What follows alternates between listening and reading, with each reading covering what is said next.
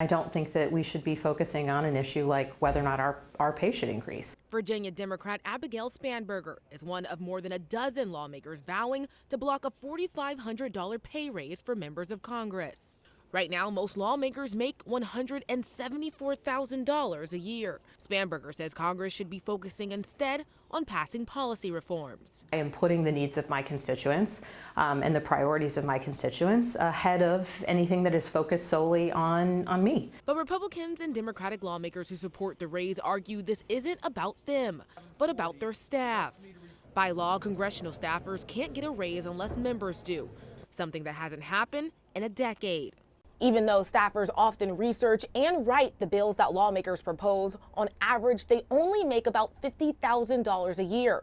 And that's not much in one of the country's most expensive cities. And frankly, we have constituents across our districts in our country who are struggling to make ends meet. While Spanberger may not agree, the idea is still gaining traction. A former staffer to Republican House Speaker Paul Ryan took to Twitter to support a raise. He says low pay is having a, quote, negative effect on Congress.